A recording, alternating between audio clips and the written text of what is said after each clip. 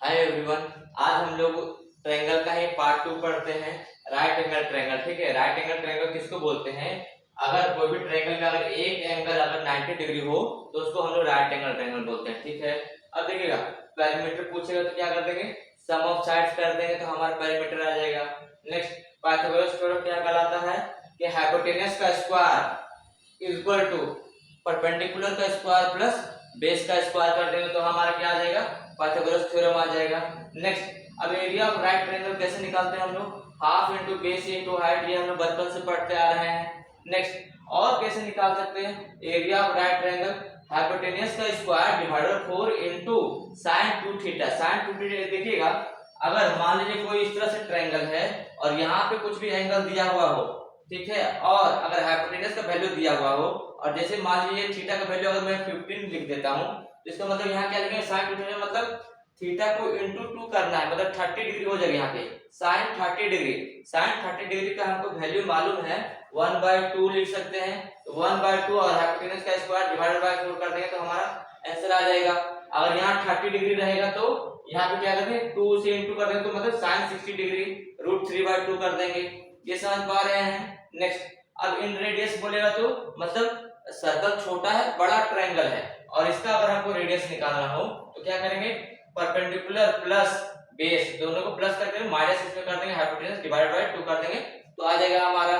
Next और कैसे कर सकते हैं, सरकम रेडियस। सरकम रेडियस मतलब बड़ा है हमारा सर्कल, उसके अंदर ट्रायंगल है और इसमें हमको बोल रहा है कि इसका हमको रेडियस बता दीजिए। तो कैसे करेंगे, देखिएगा अगर कोई भी सर्कल के अंदर में अगर कोई भी ट्रायंगल है और ये अगर 90 डिग्री बना रहा है, इसका मतलब जो हाइपोटेनस जो होगा वो हमेशा ये डायमीटर ही होगा और डायमीटर अगर हाइपोटेनस है, अगर रेडियस पूछूंगा तो क्या करेंगे, इसका आधा मतलब हाइपोटेनस का आधा 2 कर देंगे तो हमारा आंसर आ जाएगा।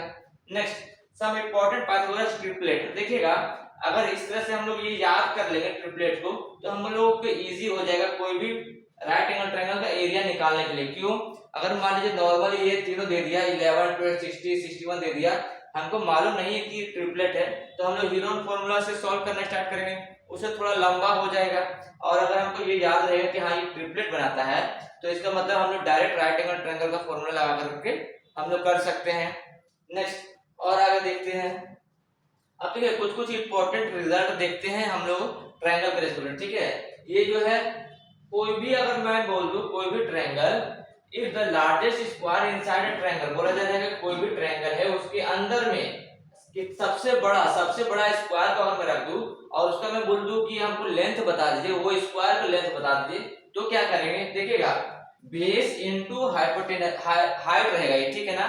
बेस ये पूरा बेस जो रहेगा जितना ट्रायंगल का है वो इनटू हाइट, ये जितना हाइट रहेगा उसको अगर मल्टीप्लाई कर देंगे divide by base plus height. Clear है, ये फॉर्मूला तो एकदम इजी वे में याद होना चाहिए। जैसे हम लोग याद किए है ना, अगर ए जो है कुछ दिन में काम कर रहा है, बी जो है कुछ दिन में काम कर रहा है, दोनों मिलके कितने दिनों में काम करेगा तो हम लोग डायरेक्ट निकालने के लिए करते थे ना, A into B divided by A plus B करते थे। सेम वही यहाँ पे कॉन्सेप्ट लग रहा है। ठीक है, नेक्स्ट अब मैं बोलूंगा साइड ऑफ लार्जेस्ट स्क्वायर। ठीक है, ये राइट एंगल ट्रायंगल में ही होगा हमेशा। ठीक है, मैं क्या बोल रहा हूँ, अगर कोई राइट एंगल ट्रायंगल दे दिया है उसमें बोल दे कि हमको सबसे बड़ा स्क्वायर हम अगर पुट करें तो उसका साइड कैसा होगा, कितना लेंथ का होगा वो हमको बता दीजिए। अगर कोई राइट एंगल ट्रायंगल में अगर इस तरह से अगर हमको स्क्वायर दे दे तो उसके लिए क्या करेंगे, base into hypotenuse into height. देखिएगा मतलब ये तीनों साइड को मल्टीप्लाई कर देंगे divide by B square plus P square plus BP कर देंगे तो हमारा क्या आ जाएगा, इस स्क्वायर का साइड मिल जाएगा। ठीक है, नेक्स्ट और कैसे दे दे, अगर इस तरह से दे दे तो उस केस में क्या करेंगे, सेम यही वाला जो अभी हम लोग किए ना, सेम यही क्या हो जाएगा, बेस और परपेंडिकुलर को मल्टीप्लाई कर देंगे डिवाइडेड बाय बेस और परपेंडिकुलर प्लस कर देंगे। क्लियर है, राइट एंगल ट्रायंगल का समझ में आया। नेक्स्ट अभी और हम लोग ये सीरीज को और आगे कंटिन्यू करेंगे, अगर अच्छा लगेगा तो लाइक करिएगा। ठीक है, थैंक यू सो मच।